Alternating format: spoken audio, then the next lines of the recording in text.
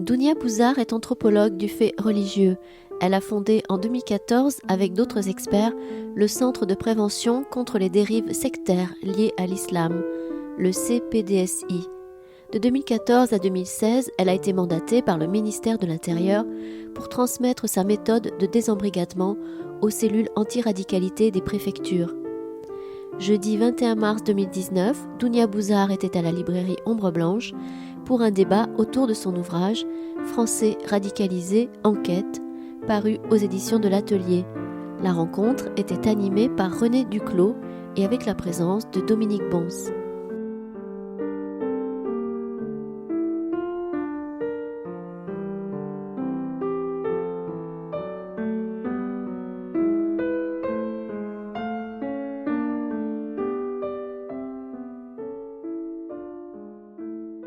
Dounia Bouzar, merci d'être présente ce soir. Nous allons parler de votre livre que j'ai sous les yeux, Français radicalisés, enquête, ce que révèle l'accompagnement de 1000 jeunes et de leurs familles. Alors je rappellerai, c'est inscrit sur le 4e de couverture, mais que vous êtes anthropologue du fait religieux, que vous avez déjà publié des ouvrages et même fait un film, qui a de nombreuses références bibliographiques assez impressionnantes sur votre travail. Je rappellerai aussi qu'avant de fonder le centre de dérives sectaires liées à l'islam, vous avez été éducatrice judiciaire, ça vous a servi, je crois, et vous avez été mandatée par le ministère de l'Intérieur pendant 2 ans pour transmettre votre méthode de désembrigadement, dont il est question dans votre livre, à la préfecture. Vous avez interrompu cette mission en 2016, vous avez choisi de répondre à une lettre de commande de la Commission européenne, et voilà, et ce livre est un peu le résultat de tout ça. Dans votre méthode, dans votre introduction, vous associez 2 termes qui sont importants.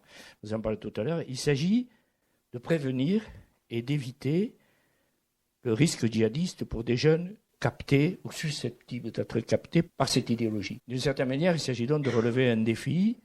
Et défi, vous le dites tout de suite dans votre introduction, qu'il ne faut en aucun cas minorer. Les chiffres parlent et votre expérience l'est aussi.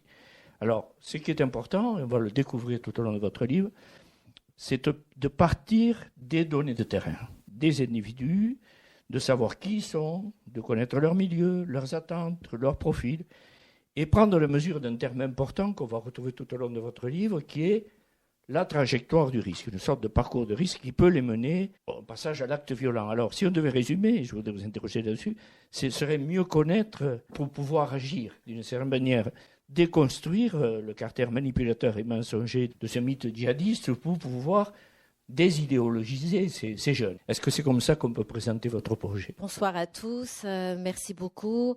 Bon, c'est un moment de partage. Vous vous doutez bien qu'il n'y a pas de vérité sur ces questions-là. Il y a un défrichage. Moi, au départ, je suis chercheuse, donc je suis docteur en anthropologie. L'anthropologue, il ne fait pas de théologie. Il étudie comment les hommes et les femmes comprennent leur religion et pourquoi ils vont la comprendre plutôt comme ça ou plutôt comme ça. C'est ça le travail de l'anthropologue. Et moi, j'ai fait ma thèse sur le fait religieux et notamment sur les jeunes, déjà à l'époque, il y a 20 ans, qui surinvestissaient la loi divine et qui déjà estimait qu'il n'y avait plus rien à attendre de la loi humaine et que seule la loi divine pourrait finalement faire un monde meilleur. Donc ça fait à peu près 20 ans que je travaille sur ces questions-là. C'est vrai que du coup, j'ai eu une expérience de terrain, un peu grâce aux parents, parce que ce sont les parents qui sont venus me chercher à la suite d'un autre livre et ensuite qui ont parlé de moi au ministre. Et du coup, c'est comme ça que je me suis retrouvée mandatée pendant 2 ans dans une expérience un peu folle, vraiment de défrichage. Je parle d'expérience un peu folle parce que je vous rappelle juste que 19 000 appels de parents entre 2014 et 2015. 19 000 parents qui appellent un numéro vert qui est tenu par la police. Donc ça veut dire, si 19 000 parents ont fiché leur propre enfant en disant « je crois qu'il est en train de se radicaliser, je crois qu'il va partir en Syrie », ça veut dire que tous les parents qui n'avaient pas confiance en l'État, tous les parents qui n'avaient pas les moyens de se payer un avocat au cas où il y ait une gestion discriminatoire de ce coup de téléphone, de cet appel à l'aide au numéro vert, n'ont pas téléphoné. Tous les parents qui ont peur que les frères et les sœurs soient fichés parce qu'ils appelaient ce fameux numéro vert, n'ont pas téléphoné.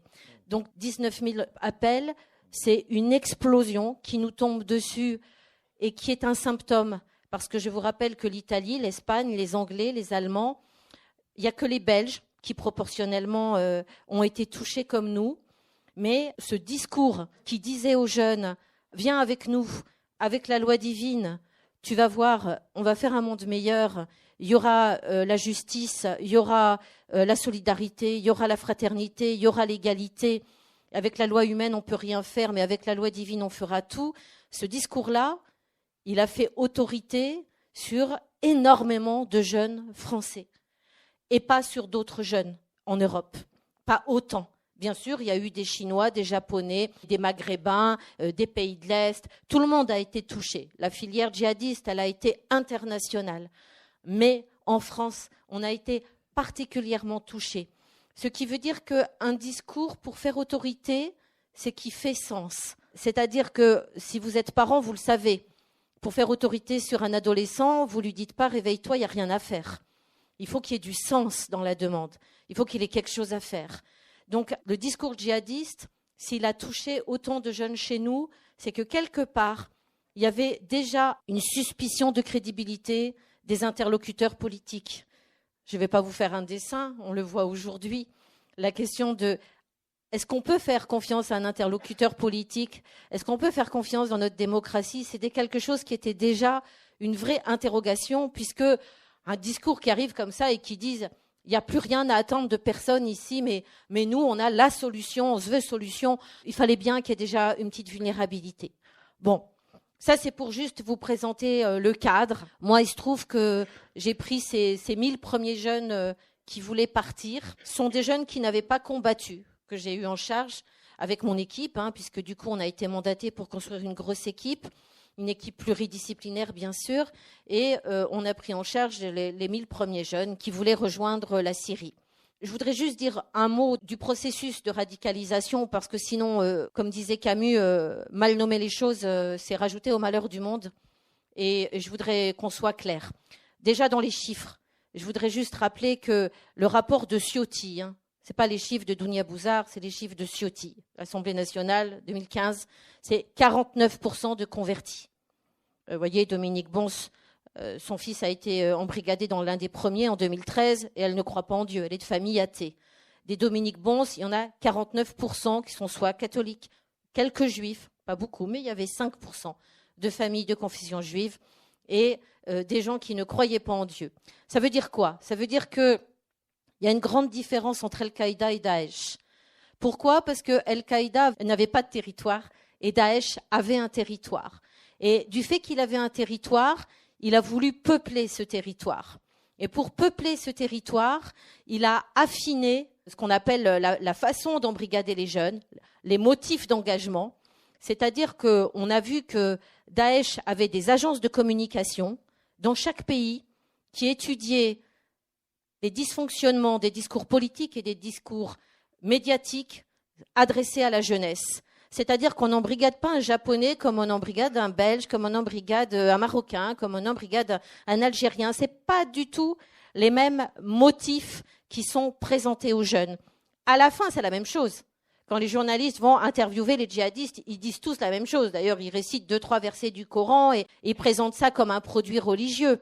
Mais si on défait les fils invisibles, les petits pas du début, ce qui a été présenté comme l'idéal à rejoindre, l'idéal proposé, la solution à quel idéal, on s'aperçoit qu'il y a ce que j'ai appelé une individualisation du discours et qu'ils vont faire parler le jeune, notamment grâce à Internet. Voilà encore une différence entre Al-Qaïda et Daesh. La toile, bien entendu. Donc ils vont arriver de façon anonyme, ils vont faire parler le jeune sans dire on est des recruteurs de Daesh, et selon le profil du jeune, ils vont lui proposer un motif d'engagement, une raison d'engagement qui est individualisée.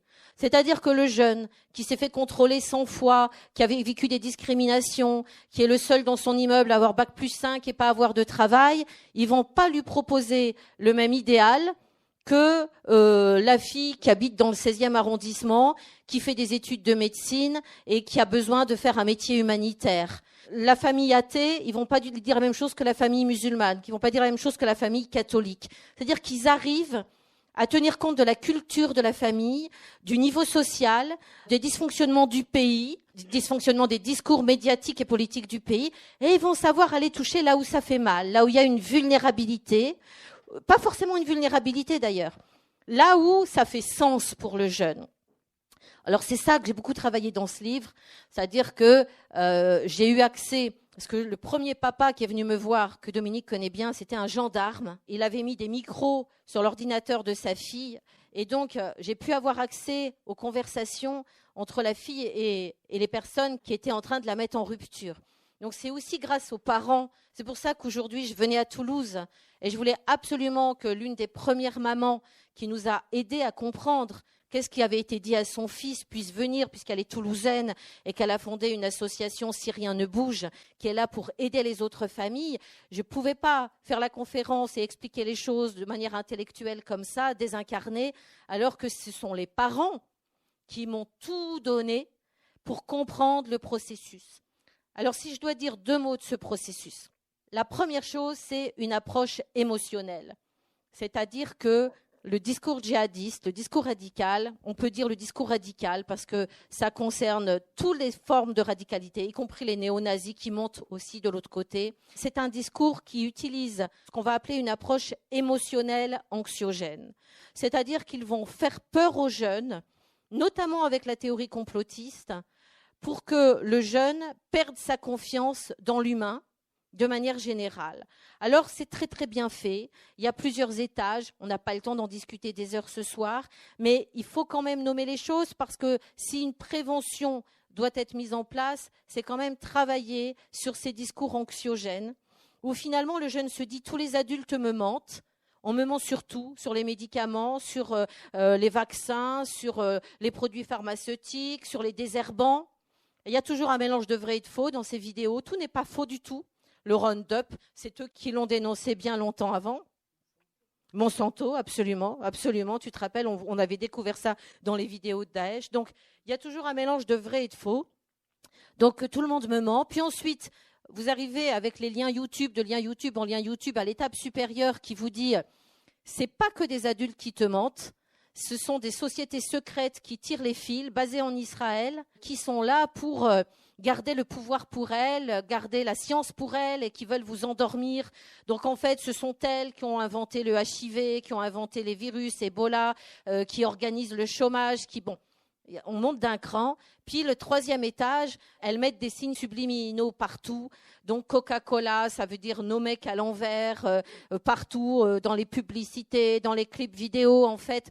Toi, tu crois que tu regardes de la musique, mais en vérité, on est en train de t'endoctriner, la société t'endoctrine. À l'école, tu crois que les professeurs sont là pour t'apprendre quelque chose. Ils font semblant de te faire des choses de libre arbitre. Mais en vérité, ils t'endorment, ils t'endoctrinent pour te mettre en soumission. Donc, voyez des choses très, très bien faites. La première chose qu'on s'est dit quand on a reçu les jeunes, c'est que puisque Daesh avait utilisé cette approche émotionnelle anxiogène, il fallait que nous, on utilise aussi les émotions, mais plutôt pour rassurer le jeune. Donc, on en reparlera tout à l'heure, mais on s'est tout de suite dit, eux utilisent l'émotion pour enlever la rupture, pour provoquer la rupture. Nous, il faut qu'on utilise aussi l'émotion pour le rassurer sur l'humain, pour lui redonner confiance en l'humain. Et on a énormément travaillé avec les conjoints et les familles, puisque j'ai quand même oublié de vous dire la chose principale, le point commun quand même des djihadistes qui passent à l'acte, c'est l'âge. Pour les filles, ça commence à 12 ans, on avait énormément de 12-15 ans. Pour les garçons, c'est plutôt 15 ans, mais la tranche moyenne, c'est 19 ans. Sur tous les chiffres français, je sors de mes chiffres. Quand je vous donne des chiffres, je sors des miens. Parce que les miens sont biaisés, puisque c'est des parents qui ont appelé le numéro vert. Donc je sors des miens, je prends les rapports au niveau national. Donc c'est quand même l'âge où on cherche un idéal, où on cherche un groupe de pairs, qui ne soit pas sa famille, où on redevient un adulte, la cherche des pairs, PAIRS, et où on cherche des sensations fortes, pour savoir si on est capable d'être un individu à part entière. Bon, donc ce n'est pas un hasard. Si ce discours-là, qui a bien compris ce besoin et qui prend en compte ce besoin, touche d'abord cette tranche d'âge. Je referme la parenthèse. Ensuite, dans le processus d'embrigadement, le discours djihadiste utilise aussi l'approche relationnelle. C'est-à-dire qu'une fois qu'il a bien fait peur à la personne en lui disant « de toute façon, tes parents, soit ils sont endormis, soit ils sont endoctrinés, soit en fait ils sont complices de ces sociétés complotistes, ça dépend du métier qu'ils font. » Si le parent, il travaille, il a un métier stable, on va lui dire c'est qu'il est complice, c'est qu'il ferme les yeux. Si jamais il est au chômage ou quoi, il est endormi, il ne se révolte pas. Donc, à partir de ce moment-là, il y a une approche relationnelle qui est mise en place. Alors, moi, je vous présente ça de manière caricaturale, vous imaginez bien que tout ça, c'est entremêlé. Mais du coup, le groupe radical devient le seul espace où le jeune est rassuré. C'est-à-dire qu'il est entre personnes qui ont du discernement. Pour un djihadiste ne se voit pas du tout comme quelqu'un d'embrigadé. Il se voit comme quelqu'un qui voit des choses que vous ne voyez pas. Il nous voit, nous, et ça va être la principale difficulté du désengagement, vous vous en doutez bien. Il voit toute personne qui est à l'extérieur de son groupe comme une personne qui fait partie du groupe ennemi, qui ne peut pas comprendre. Donc le groupe radical devient le seul espace où il se sent en sécurité. Il y a des techniques que Daesh a utilisées, qu'ils ont repris de la jeunesse hitlérienne, des enfants soldats, des Khmers rouges. Ils ont repris tous les systèmes totalitaires, la façon dont on détruit l'individu. Tout le monde va prendre la même couleur de cheveux. Tout le monde va détruire le contour identitaire avec des vêtements qui ne laissent plus apparaître le contour identitaire. On ne parle pas de signes religieux du tout dans cette affaire-là. Même les hommes sont enturbanés une fois sur place pour que l'un soit le même que l'autre. C'est-à-dire que ça devient des copier-coller. Ce qui permet d'accentuer le sentiment d'être le même, d'avoir les mêmes sentiments, les mêmes sensations, la même grille de lecture du monde. Il y a un sentiment d'invulnérabilité quand vous parlez avec ces jeunes qui ont voulu partir. Le plus dur, c'est de les couper avec leur groupe. C'est-à-dire que j'étais obligée de demander l'enfermement en centre éducatif fermé combien de fois, parce que tant qu'ils ont un portable, eh bien, qui reparlent avec le groupe, il y a comme une espèce de fusion qui les a rendus un sentiment d'invulnérabilité, et où ils vous disent « mais je n'avais plus peur de rien, on était comme les 5 doigts de la main, on était le même, je le voyais dans la rue, c'était comme si je voyais une autre moi ». Et ce sentiment de fusion, ça me donnait le sentiment de ne plus avoir peur de rien, ni du chômage, ni de la mort, ni des mauvaises notes, ni de rien. Sentiment d'invulnérabilité par une approche qui a déjà été utilisée. On a retrouvé des vidéos de la jeunesse hitlérienne ou des entraînements de camp des ans qui a déjà été utilisé dans d'autres mouvements totalitaires. Parce que petit à petit, l'identité individuelle est broyée au profit de l'individu du groupe. Petit à petit, le groupe pense à la place de l'individu. Et puis à la fin, vous connaissez la fin. C'est le groupe existe à la place de l'individu puisque l'individu se sacrifie pour le groupe à la fin. Mais donc, cette destruction des repères antérieurs, elle est très forte. Donc, on s'est dit, dans notre méthode, puisqu'on a vu ça, il faut absolument qu'on soit, nous aussi, comme une famille de substitution de Daesh qui s'est déjà mis en famille de substitution. Il faut qu'on soit là 24/24 pour eux. Alors, on a fait comme au Danemark, parce qu'au Danemark, ils ont beaucoup expérimenté ça. Ils ont mis des tuteurs, des parrains que le djihadiste peut appeler à 3h du matin, à 4h du matin, parce qu'avant, ils se parlaient 200 fois par jour, notamment avec Internet.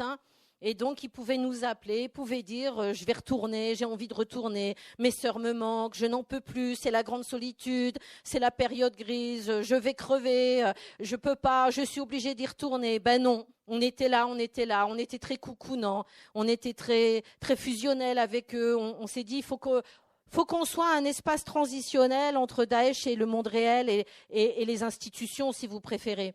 Avant qu'ils puissent retrouver un imam, un psychologue, un éducateur, un professeur, un patron, il faut que nous, on arrive à le rassurer et à être comme un tremplin finalement. Donc on a essayé ça. C'était le plus dur. Plus les gens sont adolescents, plus le plus dur, c'est de les faire couper du groupe. Et après, bien sûr, il y a l'approche cognitive et idéologique.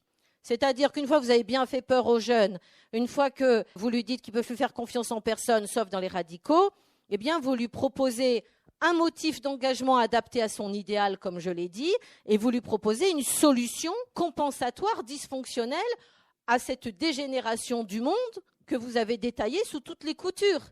C'est-à-dire qu'une fois que le jeune il trouve que tout va mal à ce point-là, en plus, c'est pas très difficile, comme on l'a déjà dit dans notre contexte actuel, eh ben, on va lui proposer la solution compensatoire à la dégénération du monde, qui est bien sûr dysfonctionnelle, puisque dans le meilleur des cas, c'est une auto-exclusion, une fuite dans un autre truc. Et dans le pire des cas, c'est d'imposer la loi divine pour régénérer le monde, puisque pour les djihadistes, c'est ça la solution finale qui est proposée. C'est la solution finale d'imposer cette loi divine. Il faut, avant que je ferme cette longue introduction, que je rappelle que dans le djihadisme, le Coran, l'islam est aussi utilisé dans l'approche émotionnelle anxiogène.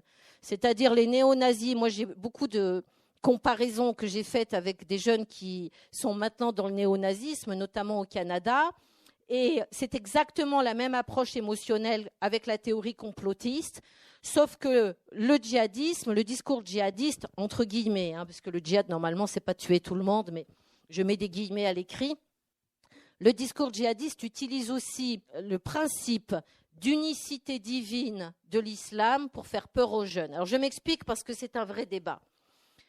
Normalement en islam, il n'y a qu'un seul Dieu. On appelle ça le principe d'unicité divine. D'accord ? C'est une particularité de l'islam et c'est comme si, alors je m'excuse, je vais parler de façon très caricaturale, je m'excuse pour les gens qui connaissent bien les choses dans la salle, mais en gros pour un musulman, il n'y a qu'un seul Dieu qui a parlé 3 fois. D'accord ? Une fois pour les juifs, une fois pour les chrétiens, une fois pour les musulmans. Et les musulmans, bien sûr, estiment que c'est le dernier message qui est le plus juste. Bien, d'accord ? Ce principe d'unicité divine, c'est comme ça que vous devenez musulman. Quand vous devenez musulman, il suffit de dire qu'il n'y a qu'un seul Dieu et que Mohammed est son prophète. Il n'y a pas d'autre exigence. Il suffit de reconnaître ça et vous devenez musulman. D'accord ?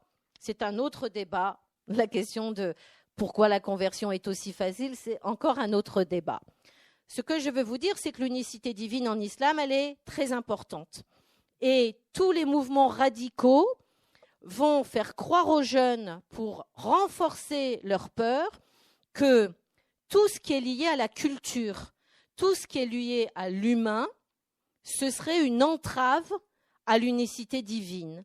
C'est-à-dire que si vous écoutez un chanteur, on vous fait croire que, puisque vous éprouvez du plaisir, puisque le chanteur il a créé quelque chose, écoutez une chanson, quelle que soit la chanson, eh bien ce serait inconsciemment mettre le chanteur au même niveau que Dieu et donc entraver le principe qu'il n'y a qu'un seul Dieu, puisque ce serait associer le chanteur à Dieu.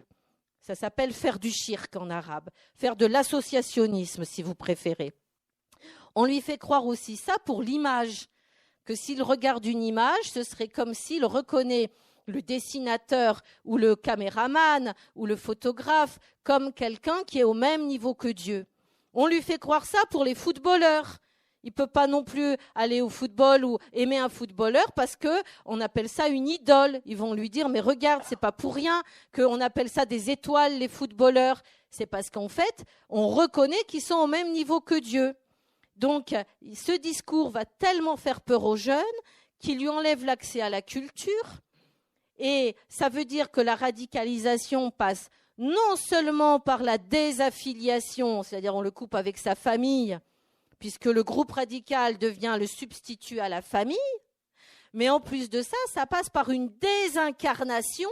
C'est la culture qui nous fait vivre, qui nous rend humains. C'est les sentiments qui nous rendent des humains. Donc, si on vous coupe de tout ce qui est beau et de tout ce qui a du sens pour vous, votre corps n'existe plus. Vous vous désincarnez, vous n'éprouvez plus aucune sensation. Et donc, dans notre méthode, on se dit, puisque les jeunes ont été coupés du principe de base de ressentir quelque chose dans leur corps, on doit aussi réfléchir à ce qu'ils retrouvent leur corps, leur famille, réaffiliation, leur corps, réincarnation. Donc voilà, en gros, il y a toute cette déconstruction idéologique avec des aspects manipulatoires de l'islam, toute cette théorie complotiste, ce groupe relationnel fusionnel qui vient les coucouner, les adorer, les valoriser, et puis l'idéologie, la solution toute faite, où finalement on leur dit, dans le meilleur des cas, ne te mélange pas aux mécréants parce qu'au moins tu te protèges de la loi humaine, donc tu ne fais pas de shirk, tu respectes l'unicité divine, ne regarde pas les publicités, ne regarde pas la télé, ne va pas à l'école, ne dessine pas, ne va pas au cinéma, n'écoute pas la radio, ne parle pas surtout à personne, reste avec des gens comme toi, ne va surtout pas à Carrefour, tu pourrais entendre une musique que Carrefour met et peut-être tu éprouverais du plaisir et peut-être tu irais en enfer parce que tu associerais le monsieur qui chante à la radio à Dieu et ne va que dans des magasins qui sont tenus par des gens comme nous, qui ont éteint la musique, etc. Fais attention, sans faire exprès. Tu pourrais, donc, voyez un peu cette angoisse. Le jeune ne prend même plus le métro. De peur qu'il y ait un clochard avec un violon qui vienne faire du violon. Il va même plus dans la voiture de sa mère, de peur que la mère mette la radio et qu'il y ait une musique. C'est une angoisse 24/24 et c'est la moyen de mettre en rupture le jeune. Le jeune va se couper de tous les interlocuteurs qui contribuaient à sa socialisation. Ses professeurs, ses éducateurs, sa maman, son papa, son tonton, son tata, son pépé, son mémé, tout le monde. C'est d'ailleurs ça qu'on avait mis à l'époque en indicateur de rupture. Donc il faut recoudre tout ça pour finalement essayer d'en refaire un être humain qui ressent quelque chose. Alors évidemment, là, je ne vous parle pas des revenants, parce que le thème de la conférence, c'est les revenants. Et moi, l'expérience que j'ai, c'est pas avec des revenants, avec des jeunes qui voulaient partir. Donc, ils étaient dans l'idéologie, ils voulaient rejoindre Daesh, mais la police et les parents les ont attrapés. C'est pour ça que je rends aussi hommage à Dominique, puisqu'elle vous racontera tout à l'heure, son fils était déjà parti et elle est venue nous aider quand même, parce qu'elle ne voulait pas que d'autres parents vivent ce qu'elle a vécu. Nous, on n'avait pas des gens qui avaient été entraînés. Ils n'étaient pas arrivés à la totale déshumanisation. Certains avaient tenté des attentats en France, par contre, attention. Certains avaient tenté des attentats en France, mais ils n'avaient pas subi l'identification aux émirs, l'identification avec les armes, l'entraînement des armes. Ils n'avaient pas vu les têtes coupées, ils n'avaient pas vu tout ça, et ça change. Alors les revenants, je finis là-dessus pour faire un lien avec notre thème tout de même. On est dans une situation complètement nouvelle sur les revenants. Et sur les sortants de prison, parce qu'on n'a pas que le problème des revenants, on a le problème des sortants de prison. Les revenants, j'ai envie de vous dire, ce n'est pas un problème en soi pour moi, parce que de toute façon, ils vont tous aller en prison. Le problème, c'est la sortie de prison. Parlons-en. On est dans une situation très spéciale, parce que jusqu'à maintenant, quand il y a eu des djihadistes qui sont partis en Bosnie, quand il y a eu des djihadistes qui sont partis en Afghanistan, du temps d'Al-Qaïda, c'est très simple. Quand ils rentraient, il y avait un policier derrière chaque jeune, et on ne bougeait pas. C'est-à-dire qu'on faisait une évaluation par une enquête policière qui permettait d'évaluer ce que la personne elle avait dans le ventre. Est-ce que vraiment elle partait en Bosnie pour faire infirmier, pour sauver les musulmans là-bas, ou est-ce que c'était devenu un monstre et qu'il voulait exterminer tous ceux qui ne voulaient pas appliquer la loi divine? On faisait une espèce d'évaluation, de diagnostic du niveau d'idéologie de la personne.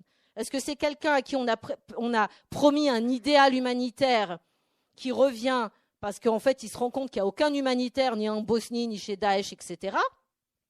Ou on lui a promis une protection, je pense aux femmes, hein. On en reparlera après en détail, je suppose, mais on se rend compte que, par exemple, les femmes qui ont subi des abus sexuels non traités ont été endoctrinées avec la promesse de protection. Daesh a réussi à leur faire croire que là-bas, elles allaient être protégées, par exemple. Bon. Alors, est-ce que ceux qui reviennent, ils reviennent parce que Nicolas, Dominique en parlera tout à l'heure, il a été embrigadé avec une promesse d'humanitaire. On a une autre maman en Belgique, Salia Ben Ali, qui a fait un livre aussi. Son fils, il a été aussi embrigadé avec une promesse d'humanitaire. Et même pour lui montrer qu'il faisait de l'humanitaire, ils organisaient des quêtes à Bruxelles pour bien leur montrer qu'en fait, c'était vraiment des humanitaires. Et donc, il est parti avec eux là-bas pour voir qu'il n'y avait aucun humanitaire. Donc, ceux qui rentrent comme ça, avec des idéaux où il y a un décalage entre la véritable identité du groupe terroriste et la promesse mensongère qui a été faite aux jeunes, j'ai envie de vous dire que ce n'est pas la même chose que quelqu'un qui part pour vraiment exterminer tout le monde, parce qu'il est déjà à ce stade-là. Ce n'est pas du tout la même chose. Alors, les revenants, quand ils rentraient de Bosnie ou d'Afghanistan, il y avait un policier qui allait évaluer ça. Est-ce que c'est quelqu'un qui avait un idéal déçu, c'est pour ça qu'il est rentré de Bosnie, ou est-ce que c'est quelqu'un qui va tuer tous les Français, faire des attentats en France parce qu'on a la démocratie et qu'il estime que quand on vote pour un député, on associe le député au même niveau que Dieu et que donc on doit tous mourir. Hein, en gros, c'était ça. Seulement, depuis la Bosnie et l'Afghanistan, il y a deux choses qui ont changé. D'abord, on a supprimé un fonctionnaire sur deux. Donc, il y a eu un gros problème de nombre de policiers. Et en plus, il y a eu une explosion, comme je l'ai dit en ouverture, 19 000 personnes, 12 000 personnes ont suivi. Figurez-vous qu'on ne pouvait plus mettre un policier derrière chaque jeune et voir ce qu'il avait dans le ventre quand il dit « on a tous été cuisiniers là-bas en Syrie, on a tous été des infirmiers là-bas en Syrie ». Comment savoir ? On n'a pas pu faire ce travail d'enquête policière. On les a tous mis en prison directement il y a 4 ans. Il y a 4 ans, il y a 3 ans, il y a 2 ans. Ils ont fait Syrie, casse-prison. Et donc, qu'est-ce qui s'est passé ? On s'est rendu compte qu'on ne les connaissait pas. Tous, ils sont allés devant le juge, ils ont dit « mais on est infirmiers, nous. Nous, on est partis pour sauver les enfants gazés par Bachar el-Assad. On n'est pas partis pour tuer personne. » Et comment aller vérifier ça ? Donc, résultat, le gouvernement a dit, c'est pas grave, on va les évaluer en prison. On va faire les quartiers d'évaluation de la radicalisation, les CAIR. Allez évaluer quelqu'un qui est accusé de terrorisme, qui rentre de Syrie. En plus, vous lui faites une circulaire et vous lui dites, tu vas changer de prison. Pendant 3 mois, les éducateurs vont t'évaluer. Ils vont voir si tu es dangereux. Vous vous doutez bien qu'il va quand même faire semblant de... C'est impossible d'évaluer quelqu'un en prison, surtout quelqu'un qui est accusé de terrorisme. Si encore on évaluait tous les détenus comme ça, sans rien dire. Mais en plus, on les met dans un quartier spécifique qui s'appelle le quartier de l'évaluation. Donc, ils vont sortir là. Ils vont sortir en peine sèche, c'est-à-dire ils ne doivent plus rien à la société. Alors, pour complexifier le problème, ils vont sortir, parce que je vous dis ça pourquoi ? Parce qu'en Angleterre, ils sont un peu plus intelligents. Quand ils font un jugement, ils donnent des obligations pour l'après-prison. Tu devras voir un psychologue, tu devras voir un imam, tu devras reprendre un travail, tu devras retourner à l'école, tu devras ceci, tu devras cela. Donc, ils ont des obligations qui peuvent durer 2 ans. Et donc, ils ne sont pas lâchés dans la nature complètement en n'ayant plus rien à faire avec la justice. Vous voyez, ils sont dehors, mais on les accompagne. Il y a des tas d'associations, il y a même des programmes où ils doivent cocher que oui, ils ont bien pensé à se réveiller avant 10 heures du matin, etc. Donc, c'est un processus d'accompagnement après la peine sèche. En France, ils vont sortir, c'est fini. Et alors, c'est pire que ça encore, et je complexifie un peu les choses, puisqu'on a voté une loi où les mesures d'état d'urgence peuvent être applicables sans état d'urgence. Quand le gars, il sort et qu'il pense qu'il en a fini avec la justice, que sa peine, elle a été juste ou pas juste, c'est-à-dire peut-être il y a des gens qui auraient dû prendre 5 ans qui n'ont pris que 2 ans, d'autres qui ont pris 4 ans qui auraient dû prendre que 2 ans, puisque du coup, on nageait un peu dans la choucroute. Ça vient des juges, ça vient pas de moi. On fait un peu au hasard. Bon, ok. Quand il va sortir, qu'il croit qu'il a fini, puisque les préfets maintenant peuvent appliquer les mesures d'état d'urgence, le préfet va dire « Toi, tu crois que tu as fini avec la justice, mais moi, le préfet, je n'ai pas besoin du juge. Donc, tu vas venir pointer 4 fois par jour au commissariat. » Alors ça, je ne vous dis pas, si la théorie du complot, elle n'a pas été travaillée en prison, je ne vous dis pas les bombes humaines qu'on va fabriquer. Parce que le gars qui pense qu'il a fait ses 4 ans de prison alors qu'il était infirmier, qu'il a été jugé, qu'on n'a pas vu qu'en fait il a été obligé de peut-être participer à un combat ou 2, sinon il allait être fusillé. Je parle à la place du djihadiste là. Qu'en fait il allait pour sauver les enfants gazés, que la France elle n'a rien compris, qu'il a déjà fait 6 mois de prison chez Daesh, parce que j'en ai plein des comme ça. Et qu'arrivé ici il a fait 4 ans. Il sort, il dit ouf, je vais pouvoir effacer ce truc de ma vie que je me suis fait avoir comme un benet, là, et que je voulais faire humanitaire. Je vais reprendre mes études et je vais faire du vrai humanitaire. Maintenant, je vais aller vers une vraie ONG, admettons, un super parcours. Et là, le préfet lui dit « Toi, tu habites dans ma ville, toi ? Non. Tu vas venir pointer 4 jours parce que mesure de prévention. » Et comment il fait pour se réinsérer ? Il recommence à avoir un papier rose. Partout où il va, on lui dit « Ah, vous revenez de Syrie, vous avez le papier, ça montre que vous revenez de Syrie. » Donc, il peut y avoir un effet contre-productif. C'est ça qui nous attend dans la sortie des revenants. Donc, c'est vrai que l'idée, c'est de se servir de l'expérience de ceux qui n'ont pas combattu. Alors, du coup, je n'ai même pas raconté l'expérience, mais peut-être on va y aller. C'est-à-dire, nous, on a fait beaucoup de statistiques sur 450 pour essayer de voir qui se désengageait plus facilement. Alors, je peux enchaîner avec ça. Du coup, on s'est rendu compte que nous... Alors, on n'a pris que 450 parce qu'on voulait vraiment des jeunes où on avait toutes les variables. Donc, on a fait ça avec l'hôpital Salpêtrière de Paris de façon très, très sérieuse. Et je partage avec vous les grands résultats. On se rend compte qu'on a désembrigadé plus facilement les filles que les garçons. Ce n'est pas parce que c'est des filles, c'est parce que les parents les ont diagnostiqués plus tôt que les parents de garçons. C'est-à-dire qu'on se rend compte que les parents voient plus facilement la radicalisation d'une fille qui se met en rupture de ses cours de guitare, qui passe de 18 de moyenne à 3 de moyenne. Il y a la question du vêtement, etc. Et donc, du coup, les parents agissent plus vite. Et donc, ça prouve quoi ? Ça prouve que plus on détecte tôt, plus on aide les parents, plus on les soutient, au lieu de les accusés d'être mauvais parents comme ça a été fait depuis le départ de Cazeneuve, eh bien plus on peut sauver, parce qu'évidemment plus vous prenez en avance le processus de radicalisation et plus c'est facile à détricoter. Moins il y a de déshumanisation, plus vous arrivez à détricoter tout ça. Bon, première chose. Les mineurs pareil, les mineurs c'est plus facile que les majeurs. Facile à comprendre, les mineurs souvent vivent encore chez leurs parents, les majeurs des fois ne vivent plus chez leurs parents, donc les parents voient très tard le début de la radicalisation, donc ils appellent très tard. Ensuite, on s'aperçoit que, alors paradoxalement, plus un jeune est fragile psychologiquement, plus on s'est rendu compte qu'on a réussi à l'aider facilement et qu'on l'a désembrigadé facilement. Au début, on n'a pas compris pourquoi, et en fait, on s'est rendu compte que, comme moi je suis une éducatrice de métier, comme ça a été dit tout à l'heure, et j'avais des psychologues dans l'équipe, et puis j'avais aussi des familles qui sont venues aider, et bien finalement, si vous voulez, le discours djihadiste comble, comme on l'a déjà dit, propose une promesse mensongère à une vulnérabilité sociale ou psychologique. Et j'ai envie de vous dire, ça a été plus facile pour mon équipe de prendre en charge les vulnérabilités psychologiques plutôt que de prendre en charge les vulnérabilités sociales. C'est normal. Enfin, je veux dire, on ne pouvait pas compenser un vécu discriminatoire ou des jeunes qui avaient des gros problèmes sociaux, alors qu'un jeune qui a vécu un traumatisme, qui a eu un accident de voiture grave, qui a vécu un abus sexuel non traité, qui a vécu une rupture brutale, ça on sait faire, nous, les éducateurs. Donc, on a réussi à faire mieux que Daesh, on a fait mieux que les recruteurs, vous comprenez ? Parce que c'était des vulnérabilités psychologiques et vulnérabilités sociales, on n'est pas arrivé. Donc, finalement, plus le jeune était faible, vous comprenez ce que je veux dire, c'est des adolescents, on est tous vulnérables à l'adolescence, mais plus il y avait un trauma de l'ordre du psychologique, meilleur on a été, nous, parce qu'on savait faire, en fait. Donc, il n'avait plus besoin des promesses mensongères de Daesh, et finalement, on a compensé. Alors, autre chose. On se rend compte que ce qu'on appelle les variables de risque, parce que comme ça a été dit tout à l'heure, il n'y a pas de facteur de risque, c'est tout un parcours.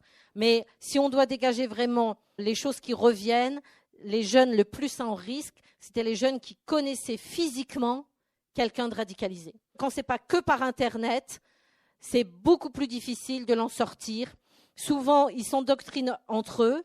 Et alors, quand ils s'endoctrinent entre eux physiquement, c'est encore plus dur de les sortir parce que c'est comme si, puisque le discours qu'il a fait à quelqu'un a marché, c'est comme si c'est la preuve qu'il est mandaté par Dieu pour sauver cette personne-là. Parce que je rappelle encore que dans la tête d'un djihadiste, il sauve les autres en les endoctrinant. Il ne leur fait pas du mal. Il les sauve de la dégénération. Donc, quand c'est physique, quelqu'un dans la famille, un mariage entre radicalisés, ça, c'est beaucoup plus compliqué. Nos échecs sont souvent liés à des gens qui connaissaient physiquement quelqu'un. Et l'origine de culture arabo-musulmane, alors ça, c'est coupé en deux. Les jeunes qui sont issus de familles arabo-musulmanes sont plus facilement sortis de la violence, mais par contre, ont eu beaucoup plus de mal à faire le deuil de l'utopie de la loi divine. Alors, je m'explique. Et ça finira là-dessus, cette introduction. Après, on pourra regarder les points que vous avez envie de regarder. On distingue le désengagement et la déradicalisation. Le livre, il synthétise 2 rapports que j'ai faits pour la Commission européenne. Je signale quand même que tout ça a été jeté à la poubelle au moment des élections présidentielles parce que les ministres étaient en désaccord. Ce que Cazeneuve m'avait demandé, dans la complexité, dans la scientificité, dans la pluridisciplinarité, Cazeneuve m'avait dit, il faut que vous alliez former les équipes des préfectures et que les flics apprennent à faire confiance aux éducs et que les éducs et les psys apprennent à faire confiance aux flics. Et c'est comme ça qu'on avancera ensemble. Donc on a réussi à former la moitié des préfectures. Tous les préfets n'étaient pas ouverts à cette idée. Hein. Il y a une culture quand même de la police chez les préfets, mais certains oui. Et donc on a travaillé comme ça dans la complexité pendant 2 ans. Jusqu'à ce que les élections présidentielles approchent. Et là, évidemment, il a fallu rassurer les Français et il a fallu essayer de simplifier les choses, de devenir binaire à notre tour en disant c'est un problème lié aux banlieues, c'est un problème lié à l'intégration, c'est un problème lié à la formation des imams, exclusivement, parce que bien sûr, c'est pas faux tout ça, hein, tout est vrai. De toute façon, quand vous prenez tous les chercheurs qui s'affrontent, c'est simple, ils ont tous raison. Sauf qu'il faut inclure toutes les réflexions des chercheurs dans l'interdisciplinarité, la complémentarité. C'est comme ça, parce que Daesh fait ça. Daesh, il prend de la psychologie, de la sociologie, de la géopolitique, de la théologie, et avec ça, il est fort. Et si nous, on continue à vouloir ramener l'analyse de ce sujet uniquement sur notre sphère, que de la géopolitique, que de la théologie, que de la psychologie, que de la sociologie, ça ne peut pas fonctionner. On est toujours en retard, ils sont toujours en avance sur nous. Donc, il y a eu un changement de politique au moment des élections. Bon, personnellement, j'ai refusé le renouvellement au moment du débat de la déchéance de nationalité, mais ce n'était qu'un élément dans le changement de politique.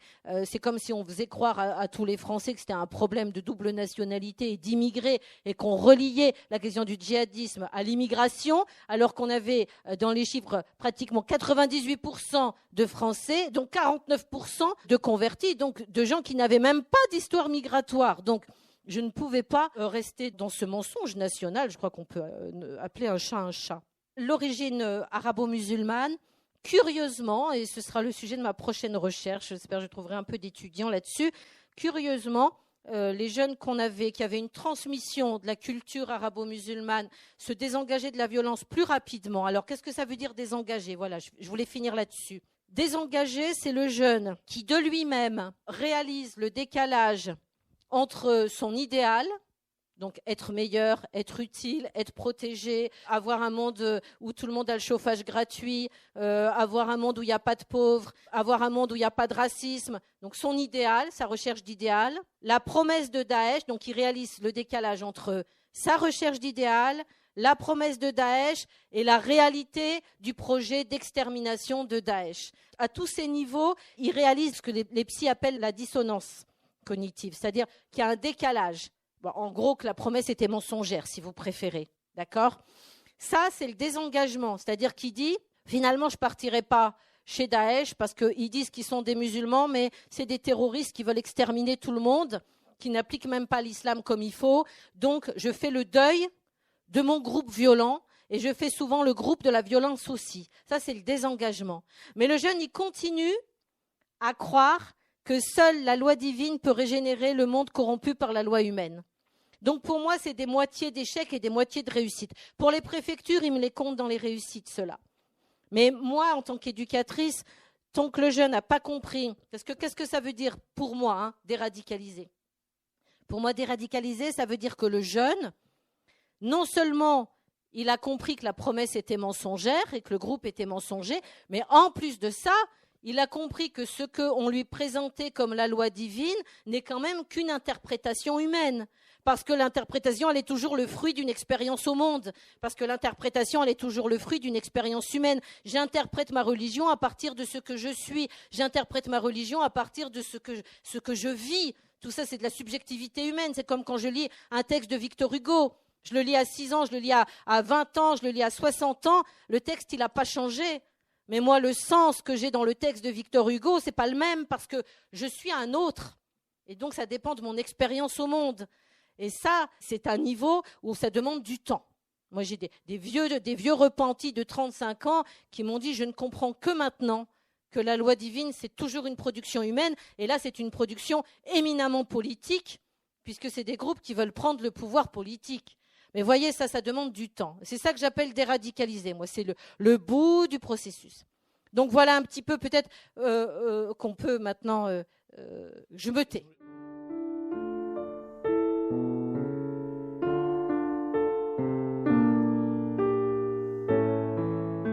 Dounia Bouzard à la librairie Ombre Blanche, jeudi 21 mars 2019, autour de son ouvrage « Français radicalisés, enquête », ce que révèle l'accompagnement de 1000 jeunes et de leurs familles.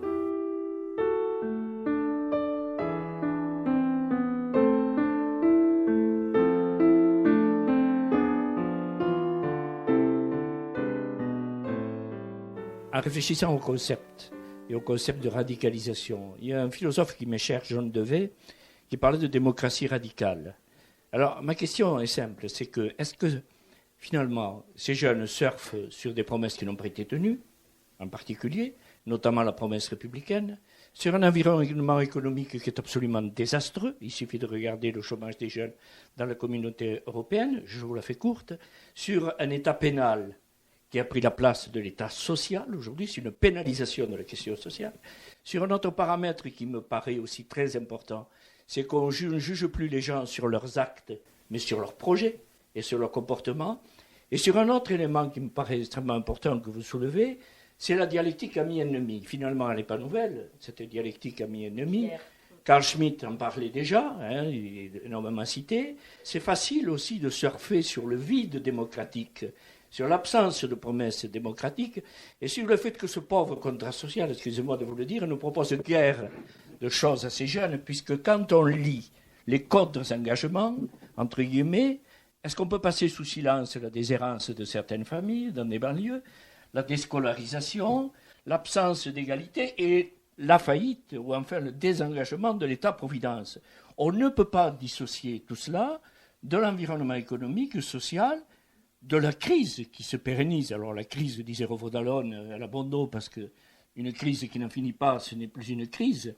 Mais un chômage, excuse-moi de partir de ces données basiques, un chômage de 20 à 30% des jeunes de 18 à 25 ans dans la communauté européenne, des diplômes qui sont passés pour pas grand-chose, de la précarité partout. Est-ce que ce n'est pas un terreau favorable pour des idéologies, sachant qu'effectivement, depuis 2008, on n'en finit pas avec la politique d'austérité, et on n'en finit pas non plus avec toute idée de plan de relance. Donc il y a quand même un environnement favorable qui, dans les années 30, a permis, vous l'avez dit, très justement, a permis Hitler sur la faillite du libéralisme, sur la faillite d'une démocratie.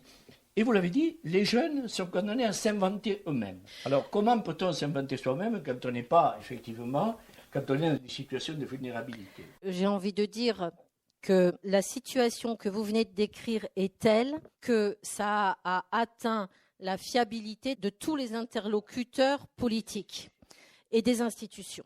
C'est-à-dire qu'on est quand même à un niveau, depuis les émeutes de 2005, où les jeunes ne voient pas comment ils peuvent construire des revendications à qui que ce soit, de n'importe quel parti, de n'importe quel adulte, tellement ils ont l'impression que là aussi, il y a un décalage entre la devise de la République et la réalité. Alors, parce que moi, ça m'a un peu traumatisé, cette histoire de 19 000 appels. Je me suis dit, mais pourquoi les Anglais, qui sont quand même communautaristes, ils n'ont pas autant de jeunes qui partent chez Daesh?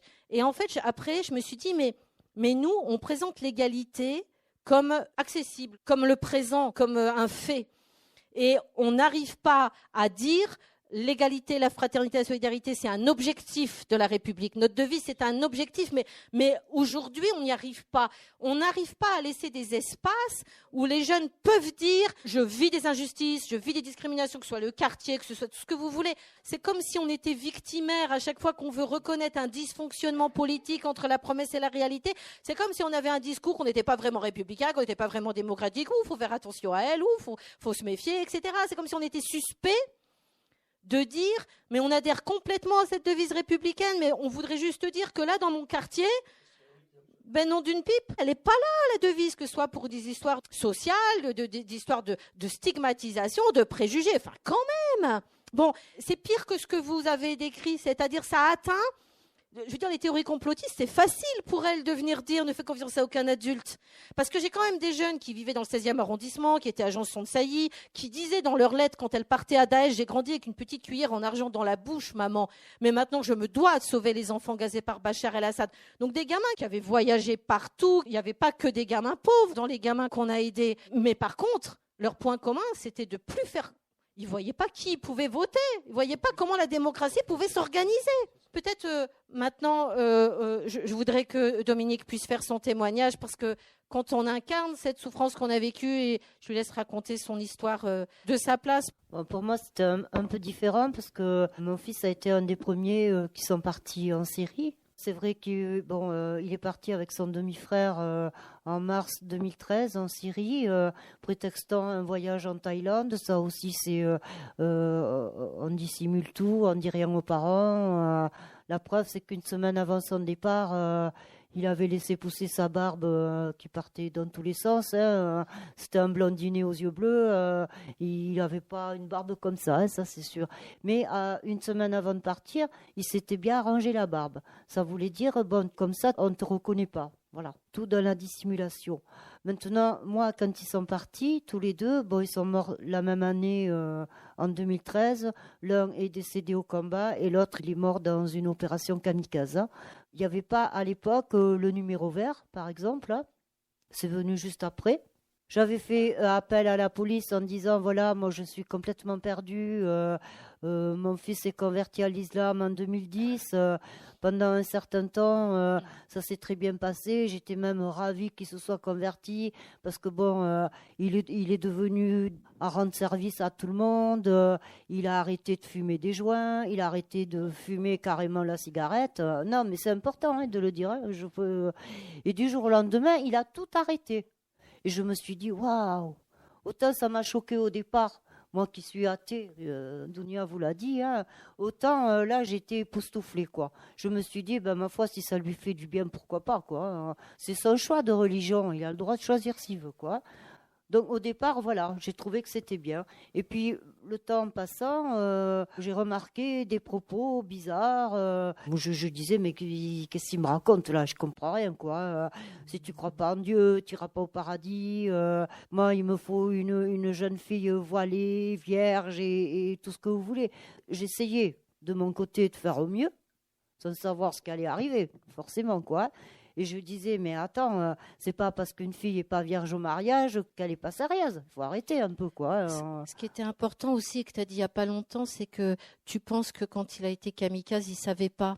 Qu'en fait, ils ne leur disent pas à l'avance, enfin, en tout cas à cette époque-là. Enfin, moi, je l'ai eu 2 jours avant qu'il décède. Donc, je l'ai eu le 19 décembre au téléphone. On devait se rappeler le 23 décembre. Il est mort le 22. Et donc, à partir du 23, j'ai essayé de le joindre tous les jours. Et puis là, j'ai dit, il y a quelque chose qui ne va pas, quoi. Pour moi, ça y est, c'était fini, quoi.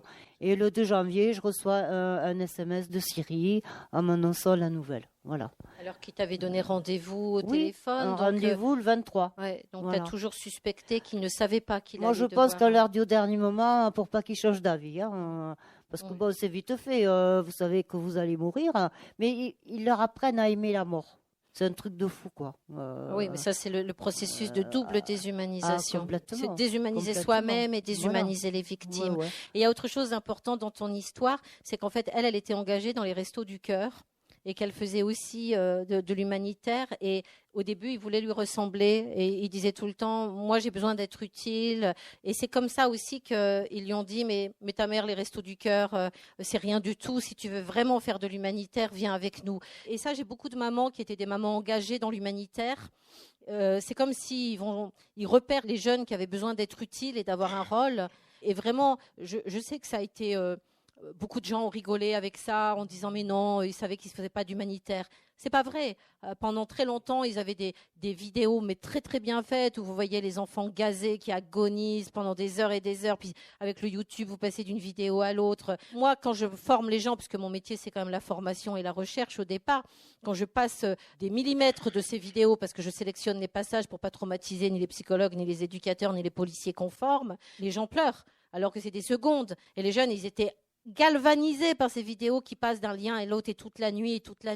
Et j'ai beaucoup d'enfants qui avaient des parents engagés dans l'humanitaire. Bon, Dominique était militaire de métier, mais elle était engagée dans l'humanitaire. Et beaucoup de parents étaient engagés dans l'humanitaire. Et je trouve que ça vaut la peine de le redire parce que ces jeunes avaient besoin d'avoir une utilité. De toute façon, ils sont partis pour une cause certaine, c'est de sauver le peuple syrien. Du coup, moi, j'ai dit, c'est pas toi, Nicolas, qui va changer la face du monde. C'est pas à toi de faire ça, quoi. Vous voyez ? Ça, je lui ai dit, t'es déjà parti, quoi. J'ai appelé à l'aide, en quelque sorte, quoi. Donc, j'ai demandé qu'on surveille mon fils pour voir qui fréquentait tout ça, quoi. Et puis, du coup, on m'a dit, non, il est tranquille, tout va bien, quoi. Quelques mois après, il est parti en Syrie. J'ai dit, ouais, super, ça, quoi. Voilà. C'est un élément important, Et c'est après, qu'à l'époque... excuse-moi, Dounia, et après, ils vous disent, ah oui, mais de toute façon, il était majeur. Voilà. Donc, vous vous débrouillez, quoi. Il y a aussi, il faut dire une chose, c'est qu'en 2014-2015, il y a eu un flux quand même de mineurs qui sont partis. On n'a rien fait pour les arrêter quand même. Hein. Il y avait connivence avec l'État turc. Toi, t'as quel âge? Oh, j'ai 18 ans. Bon, allez, passe. Ils allaient où ces jeunes? Ils n'allaient pas faire du tourisme en Turquie. Hein. Ils allaient en Syrie, direct, quoi. Voilà. Moi, je pense que, bon, ici, Toulouse est très impactée. Hein, bon, vous connaissez, je suppose, tous la filière de Limire Blonde, Artigat, Olivier Corel. Là, lui, il est très, très fort, hein, franchement. Hein. Il y a eu aussi les frères Klein. Nous avons appris dernièrement qu'ils n'existent plus. Enfin, des fois, ils n'existent plus, puis ils renaissent. Hein, on ne sait pas comment, comme Omar Hobsen en Nice. Hein, ça a été le cas, hein, de toute façon. Hein. Bon. Allez, on va dire qu'ils sont morts. Hein, mais bon, moi, je pense que tous les Toulousains qui sont partis d'ici, ils ont été embrigadés par la filière d'Artigat. Hein. Les frères Klein, Sabriécide, c'était un costaud là-bas en Syrie quand même. Hein, c'était un meneur. Hein. Et moi, je pense que mes enfants, je dirais, mais c'est pareil, ils sont tombés dans le panneau, quoi. Ils ont tenu le discours que vous a présenté Dounia, hein, de toute façon. Hein, voilà. Donc après, j'ai dit, bon, je ne peux pas rester à rien faire, à me lamenter sur mon sort. De toute façon, ben voilà, ils sont morts, je ne pourrai pas les ressusciter. Donc moi, je veux m'investir à réunir les familles dans ma situation. J'ai eu pas mal de familles qui m'ont contacté, sauf à Toulouse. Mystérieusement, je ne sais pas pourquoi. Il y a comme un petit malaise ici à Toulouse. Voilà, on dit rien, on a peur, enfin bref, voilà. Et ensuite, mon but essentiel, c'est de faire de la prévention. Voilà, moi je dis que la prévention, ça évite le désengagement et la déradicalisation, tout simplement. Et on me met des bâtons dans les roues pour intervenir en milieu scolaire. Je l'ai déjà fait, et je peux vous dire que ça a une portée hyper importante. Et une chose, comme Dounia parlait de la jeunesse, il faut lui donner à nouveau avoir envie d'aimer son pays. Et là, on fait tout le contraire. Voilà. Et moi, je dis, un jeune, il faut savoir lui parler. On ne parlera pas à un jeune qui est en 6e comme à un jeune qui est en terminale. Il y a des discours différents. Mais il ne faut pas les sous-estimer, ces jeunes, quoi. Moi, je dis toujours, les jeunes, c'est l'avenir d'un pays. Si on ne fait rien pour eux, qu'est-ce que ça va devenir plus tard? Et c'est ce qu'on est en train de vivre aujourd'hui. Mais justement, madame, pour changer la vision du monde de ces jeunes, c'est presque le mythe de Sisyphe. C'est un véritable basculement. C'est-à-dire, pour redonner confiance à ces jeunes, il faut aussi leur donner une vision du monde. Vous le dites d'ailleurs, qu'ils retrouvent confiance dans le contrat social. Mais si ce contrat social n'est pas honoré en amont. Mais il n'est pas du tout honoré actuellement. Il n'existe pas au niveau scolaire en prévention. Je repensais à Primo Levi, qui effectivement à la fin de sa vie était désespéré et passé à l'acte parce qu'il avait l'impression que ce qu'il disait n'était plus audible. C'est pire que ça, parce qu'on est quand même dans un trauma collectif avec les attentats sur notre sol qui fait qu'on a eu un discours terroriste un jour, terroriste toujours. Non seulement c'est difficile d'amener un jeune à faire le deuil de l'utopie de la loi divine, mais en plus de ça, on a quand même un grand public qui a plutôt envie de faire un Guantanamo que de croire dans notre contrat social et de croire qu'on peut redonner envie de participer au contrat social. Donc on a plusieurs couches de handicap pour les sortants de prison qui nous attendent tout de même. Il faut en avoir conscience. Hein. De toute façon, on voit très bien dans les réseaux sociaux le raisonnement de l'opinion publique. Moi, je pense qu'on est tous manipulés par l'État, parce que bon, nous, on parle de nos enfants qui ont été manipulés, mais nous, finalement, on ne se rend même pas compte de rien et on est autant manipulés que nos enfants. Bien sûr que l'opinion publique, elle nous considère comme des familles de terroristes. Voilà. Moi, j'ai dit, j'ai pas fait la valise à mon fils pour qu'il parte en Syrie quand même. Il faut pas pousser. Vos enfants, vous les aimez normalement. Hein, vous les mettez pas dans la gueule du loup. Mais moi, je suis d'une génération où la culture comptait. La poésie comptait. La lecture comptait. Que peut la culture face à tout ça? Moi, je vais vous répondre ce que j'écris dans mes livres depuis 20 ans. C'est-à-dire, c'est un débat de fond, mais je pense que tous ces discours musulmans qui bannissent la culture le font parce que ça correspond aux représentations qu'on a de l'islam en France. Je vais être très concrète. J'ai beaucoup de filles, de femmes salafistes qui sont en train de divorcer, d'anciens maris salafistes ou djihadistes, qui essayent de refaire leur vie, mais qui ont un enfant. Et donc, elles sont en procès avec les juges des enfants. Et j'ai des jugements qui m'arrivent où il y a marqué, certes, monsieur refuse la musique à son bébé. Certes, monsieur promet de ne jamais donner un seul jouet. Certes, monsieur promet qu'il n'ira jamais à l'école de la République car on transforme les filles en garçons. Certes, monsieur dit qu'il n'ira pas au cinéma, que tout ce qui est culturel est anti-islam, n'aura pas de mixité. Certes, monsieur va jusqu'à couper la tête des papillons du mobile de l'enfant. Tout ça, c'est prouvé par des professionnels. Hein. Bon, si c'était un papa chrétien, le juge demanderait une expertise psychiatrique en se disant c'est un dysfonctionnement individuel, ce monsieur a un problème, on va essayer d'aider monsieur à redevenir un papa. Il y a un problème. On va faire son diagnostic et puis on va mettre des soignants pour essayer de comprendre pourquoi il a peur de tout. Quand c'est un musulman, comme cette vision correspond à la représentation que le juge a de l'islam, comme c'est une religion très archaïque, très en dessous des autres, très différente, où on lapide les femmes, où on fait ci, où on met des bombes maintenant, alors c'est encore moins compliqué qu'avant, eh bien, figurez-vous que la fin du jugement, c'est certes, monsieur est très musulman, donc le juge valide la posture d'entrave aux droits de l'enfant comme si c'était un produit de l'islam, il le valide, et la fin, c'est « mais la République garantit la liberté de conscience de tous les citoyens, y compris des musulmans ». Donc le juge valide le comportement dysfonctionnant qui entrave les droits de l'homme, les droits de l'enfant, les droits qui vient de l'Arabie saoudite, hein, soyons clairs, nets et précis, comme si c'était le produit de l'islam. Et quand vous demandez au gouvernement d'être un peu clair avec l'Arabie saoudite qui traduit tout le Coran dans cette idéologie-là, à l'envers de l'islam sunnite qu'on a toujours eu depuis des siècles, etc., et que vous leur dites soyez un peu clair avec votre démocratie, arrêtez de faire du commerce avec l'Arabie saoudite, évidemment, vous n'avez aucune réponse. Je pense que la culture va être mise à mal parce qu'on a quand même des générations de jeunes qui ne sont pas violents. Légalement, on ne peut pas faire grand-chose si ce n'est essayer de déconstruire ce discours-là, qui vient d'Arabie saoudite, hein, qu'on appelle salafiste piétiste, mais c'est un mauvais terme, parce que les vrais salafistes ne sont pas comme ça, mais bref, on ne peut pas entrer dans ce débat. Et des jeunes qui ont peur c'est pas qu'ils n'ont pas accès à la culture, c'est qu'ils ont l'impression que d'avoir accès à la culture, la moindre petit bout de culture serait une entrave à l'islam. C'est comme si l'islam était incompatible. Quand on sait les grands siècles de civilisation arabo-musulmane, ça fait quand même mal au cœur. Bon, et ça, tant que c'est pas déconstruit, on est quand même mal barré, parce que tous ces enfants, ils grandissent en déchirant les images du livre d'images à la maternelle pour protéger leurs petits camarades du diable quand même. Hein.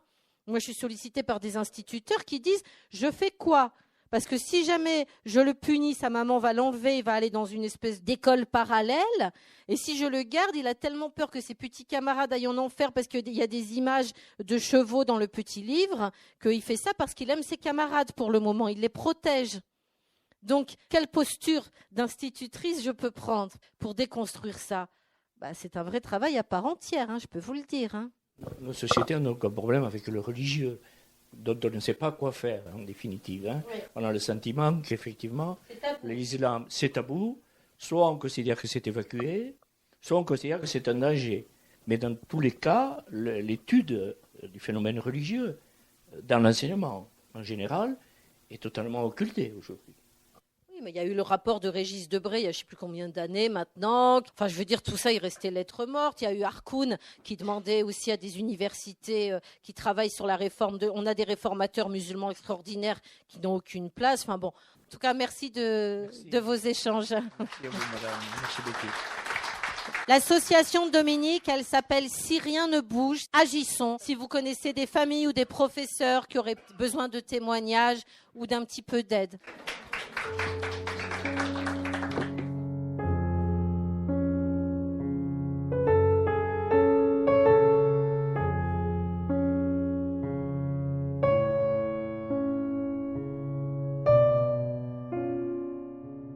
Il s'agissait d'une rencontre enregistrée jeudi 21 mars 2019 à la librairie Ombre Blanche à Toulouse avec Dounia Bouzard autour de la publication de son ouvrage Français radicalisé enquête, paru aux éditions de l'Atelier, et en présence de Dominique Bons lors d'une rencontre animée par René Duclos.